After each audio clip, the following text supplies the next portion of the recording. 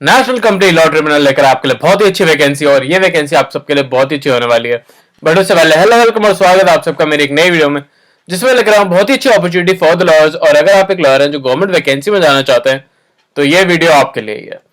ये वैकेंसी निकाली गई नेशनल कंपनी लॉ ट्रिब्यूनल में और ये वैकेंसी बहुत ही अच्छी होने वाली है क्योंकि इसमें काफी अच्छा पे स्केल लगने को मिला, साथ ही साथ इसका एक्सपीरियंस लेवल भी काफी अच्छा होने वाला है और ये अपॉर्चुनिटी होने वाली है बिल्कुल फ्रेशर्स के लिए। तो अगर आप एक फ्रेशर है तो ये अपॉर्चुनिटी आप बिल्कुल मिस आउट नहीं कर सकते। हम इसके बारे में बात करेंगे और इसके बारे में बहुत डिटेल्स में मैं आपको सारी इन्फॉर्मेशन आगे वीडियो में देने वाला हूं, तो वीडियो को बिल्कुल स्किप आउट मत करिएगा। साथ ही साथ मैं बताना चाहूंगा कि इस वीडियो में मैं ये भी बताऊंगा कि कैसे आप इसको अप्लाई कर सकते हैं और कैसे क्या क्या क्राइटेरिया आपको फुलफिल करने होंगे इस अपॉर्चुनिटी के लिए एलिजिबल होने के लिए। तो वीडियो को लास्ट तक जरूर देखिएगा। बट उससे पहले मैं बताना चाहूंगा इंपॉर्टेंट डिटेल की इस पर हम बात करें जो वैकेंसी निकलती है फॉर द लॉयर्स। और अगर आप एक लॉयर हैं जो गवर्नमेंट वैकेंसीज में जाना चाहते हैं या फिर आप ढूंढ रहे हैं ऐसी इंटर्नशिप जो गवर्नमेंट से रिलेटेड हो, तो ये चैनल आपके लिए है। अगर आपको अपने रिलेटेड कोई भी ऐसी वैकेंसी चाहिए या फिर कोई भी ऐसी अपॉर्चुनिटी से रिलेटेड इन्फॉर्मेशन चाहिए तो वो भी आप मुझे कमेंट्स में पूछ सकते हैं। साथ ही साथ मैं बताना चाहूंगा कि आने वाले 15 डेज में ऐसी काफी सारी वैकेंसीज और भी आने वाली हैं जिनको आप बिल्कुल मिस आउट नहीं कर सकते। तो उनके लिए भी आपको चैनल को सब्सक्राइब कर देना चाहिए, वीडियो को लाइक कर देना चाहिए। इस वीडियो पे मैं रख रहा हूं 100 लाइक्स का गोल, तो उसे जल्दी जल्दी पूरा कर दीजिए so that we got a motivation और हम आपके लिए और भी अच्छी वैकेंसी लेकर आते रहें। साथ ही साथ अभी हम कर रहे हैं 100 डेज चैलेंज, तो 100 डेज चैलेंज को सपोर्ट करने के लिए भी एक लाइक तो बनता है और बेल आइकन जरूर प्रेस आउट कर लीजिएगा सो दैट आप अपडेटेड वीडियो टाइमली बेसिस पर देख सकें और अगर आप कोई भी डिटेल मिस आउट ना कर दें। चलिए बात करते हैं इस अपॉर्चुनिटी के बारे में जो कि निकाली गई है नेशनल कंपनी लॉ ट्रिब्यूनल में। और ये आपकी जो भी वैकेंसीज होने वाली हैं वो आपकी 3 जगह पे सिचुएटेड होंगी, जो कि होने वाली है चंडीगढ़, गुवाहाटी और मुंबई। इन तीनों में से कहीं पे भी आपकी पोस्टिंग हो सकती है और ये वैकेंसी आपको काफी अच्छे एक्सपीरियंस लेवल पे पहुंचा देगी विद इन शॉर्ट टाइम। तो अगर आप एक ऐसी अपॉर्चुनिटी ढूंढ रहे हैं जिसमें आपको काफी अच्छा एक्सपीरियंस मिले, साथ ही साथ आपका पे स्केल भी काफी अच्छा हो एज अ फ्रेशर, तो यह अपॉर्चुनिटी आपके लिए बहुत ही अच्छी हो सकती है। तो यह आपकी जो भी आपकी वैकेंसीज हैं इसमें 3 वैकेंसी निकाली गई हैं फॉर आपकी निकाली गई है ये वैकेंसीज 3 वैकेंसी जो कि निकाली गई रिसर्च एसोसिएट के लिए। तो ये लीगल रिसर्च एसोसिएट के लिए जो वैकेंसीज हैं इनके बारे में बात कर लेते हैं। तो जैसे कि आप देख सकते हैं पहला पॉइंट इसमें साफ साफ लिखा हुआ है जो भी कैंडिडेट है उसे बीएलएलबी या फिर एलएलबी कंप्लीट करी हुई होनी चाहिए विद रिकॉग्नाइज्ड यूनिवर्सिटी। साथ ही साथ आपके 50% मार्क्स होना जरूरी है। अगर आपके 50% से अबव मार्क्स है तो आप इस अपॉर्चुनिटी के लिए बिल्कुल एलिजिबल हो जाएंगे। जैसे कि पासिंग मार्क्स 50% से अबव ही होते हैं, तो अगर आपने पास आउट कर रखी है बीएलएलबी या फिर एलएलबी तो फिर आप इस अपॉर्चुनिटी में बिल्कुल जा सकते हैं। बट ये जरूर ध्यान रखिएगा कि जो भी आपकी यूनिवर्सिटी है वो एक रिकॉग्नाइज्ड यूनिवर्सिटी जरूर हो। जैसे कि मैं आपको हर वीडियो में बताता रहता हूं कि अगर आपकी यूनिवर्सिटी रिकॉग्नाइज नहीं होगी तो आप कोई भी ऐसी अपॉर्चुनिटी जो भी गवर्नमेंट से रिलेटेड है आप उस पर पार्टिसिपेट नहीं कर पाएंगे। तो इन बातों का ध्यान जरूर रखिएगा, ये काफी छोटी छोटी बातें होती है जिनका ध्यान आपको रखना चाहिए। अब आगे बढ़ते हुए अगर हम बात करें तो यहाँ पे आप देख सकते हैं कि यहाँ पे लिखा हुआ है कैंडिडेट जो भी इसमें अप्लाई करेंगे उनकी एग्जामिनेशन कंडक्ट कराई जाएगी और एग्जामिनेशन के डिटेल्स मैं आपको आगे चल के दूंगा। बट अगर आपने एलएलएम कर रखी है और अगर आपकी एलएलएम लास्ट 2 इयर्स तक की है, 2 इयर्स में आपने कंप्लीट करी है, तो आप इस अपॉर्चुनिटी को अप्लाई कर सकते हैं।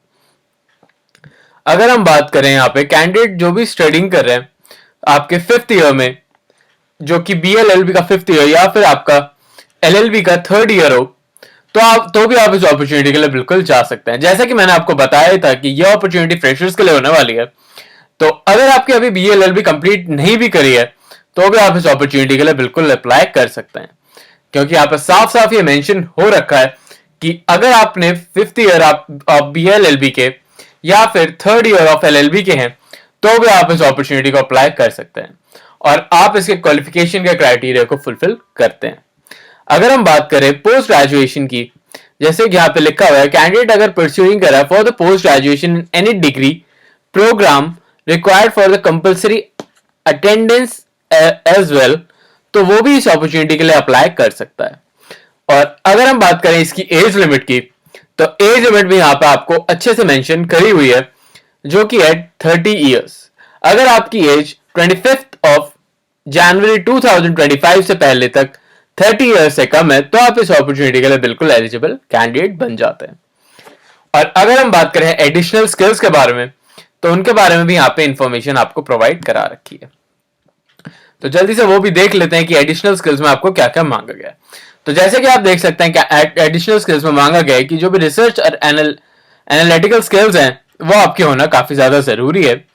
साथ ही साथ आपको writing ability including retrieval of direct information from the various search engine, आपको रीगल रिसर्च करनी आनी ज्यादा जरूरी है फ्रॉम सर्च इंजन। जैसे कि हो सकता है आपके एसएससी ऑनलाइन या फिर लेक्सस नेक्सस या फिर जो भी वेस्ट लॉज, इन सब में से किसी में भी अगर आपको एक्सपीरियंस है इन लीगल रिसर्चिंग तो आप इनके लिए एक डिजायरेबल कैंडिडेट बन जाएंगे। और मैं आपको जरूर ये बताना चाहूंगा अगर आपके पास ये सारी स्किल्स हैं तो आप अपनी सीवी में इन स्किल्स को अकोमोडेट कर लीजिएगा। ये मैं आपको आगे चल के बताऊंगा कि मैं ऐसा क्यों कह रहा हूं, बट ये काफी इंपॉर्टेंट पॉइंट बन जाता है आप सबके लिए कि आपको इन सब जो भी स्किल्स हैं आपको अपनी सीवी में इंक्लूड कर लेने चाहिए फॉर सच एन अपॉर्चुनिटी। अगर हम आगे चलते हुए बात करें तो जो भी कैंडिडेट है उसे एमएस ऑफिस और कम्युनिकेशन स्किल्स की काफी अच्छी नॉलेज होना जरूरी है, तो आप इनके लिए एक डिजायरेबल कैंडिडेट बन जाएंगे। अगर मैं बात करूं आगे चलते हुए ड्यूरेशन, आपकी रेम्यूनरेशन के बारे में बात करते हैं तो आपकी रेम्यूनरेशन होने वाली है 60,000 पर मंथ। तो ये आपकी सैलरी पर मंथ सैलरी होने वाली है जो कि आपको तीनों ही ब्रांचेस में आपको प्रोवाइड कराई जाएंगी, चाहे वो चंडीगढ़ हो, गुवाहाटी हो या फिर हो मुंबई। साथ ही साथ मैं आपको एक इंपॉर्टेंट डिटेल और बताना चाहूंगा कि ये होने वाली है कॉन्ट्रैक्चुअल बेस्ड अपॉर्चुनिटी जिसमें आपके स्किल के बेसिस पे ही आपका टाइम ड्यूरेशन डिसाइड किया जाएगा। तो इसमें मिनिमम ड्यूरेशन होने वाली है आपकी 1 ईयर की और ये एक्सटेंड करी जा सकती है फ्रॉम 5 ईयर्स। तो इस बात का ध्यान जरूर रखिएगा कि अगर आप इस अपॉर्चुनिटी में चाह रहे हैं तो यह अपॉर्चुनिटी आपको काफी अच्छा एक्सपीरियंस प्रोवाइड कराएगी, साथ ही साथ रेम्यूनरेशन भी। और अगर हम बात करें इसके बारे में तो एप्लीकेशन प्रोसेस इसका काफी ज्यादा सिंपल होने वाला है कि या तो आपका डायरेक्टली इंटरव्यू कंडक्ट कराया जा सकता है या फिर आपका एक शॉर्ट रिटन टेस्ट भी कंडक्ट कराया जा सकता है बाय देम। तो इस बात का ध्यान जरूर रखिएगा कि एट द टाइम आप जब भी ये फॉर्म भर रहे हैं आप अपने प्रिपरेशन स्टार्ट कर दें, क्योंकि इसका आपको इन्हीं लोकेशंस में आपका एक छोटा सा टेस्ट कंडक्ट कराया जा सकता है फॉर योर स्किल्स। तो ये स्किल टेस्ट होने वाला है आपका बिल्कुल प्योर एजुकेशन रिलेटेड, जिसमें आपकी जो भी स्किल्स हैं लॉ रिलेटेड वो पूछी जाएंगी। साथ ही साथ या फिर आपका डायरेक्टली इंटरव्यू भी कंडक्ट कराया जा सकता है, दैट्स ऑल ऑन देयर। तो इन बातों का ध्यान जरूर रखिएगा और अभी से अपनी प्रिपरेशन स्टार्ट कर दीजिएगा अगर आप इस अपॉर्चुनिटी के लिए जाना चाहते हैं तो। और अगर आपको इसके रिटन टेस्ट से रिलेटेड कोई भी इंपॉर्टेंट इंफॉर्मेशन या फिर सिलेबस इंफॉर्मेशन चाहिए तो आप मुझे कमेंट्स में जरूर बता दीजिएगा। और अगर आपको कोई भी प्रॉब्लम होती है तो आप मुझे कमेंट्स में जरूर पूछ सकते हैं। अब बात कर लेते हैं कि आप इसे कैसे अप्लाई करेंगे।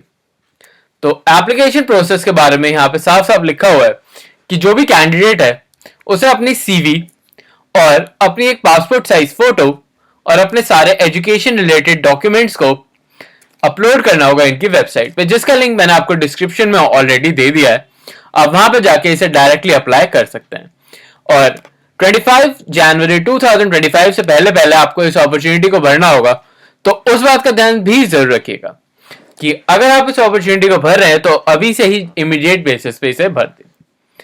और अगर आपको फिर भी कोई प्रॉब्लम होती है तो आप मुझे कमेंट से पूछ सकते हैं so that I can help you और मैं आपको और अच्छे से गाइड कर सकूं। अभी के लिए चलता हूं, मिलता हूं आपसे फिर से एक नई अपॉर्चुनिटी, नई जॉब और नई वैकेंसी के साथ। तब तक के लिए आप हमारी जनवरी प्लेलिस्ट भी चेकआउट कर सकते हैं जिसमें मैंने और भी काफी सारी वैकेंसीज के बारे में बात की हुई है। अभी के लिए चलता हूं, मिलता हूं आपसे कल फिर से एक नई वैकेंसी के साथ। अभी के लिए बाय।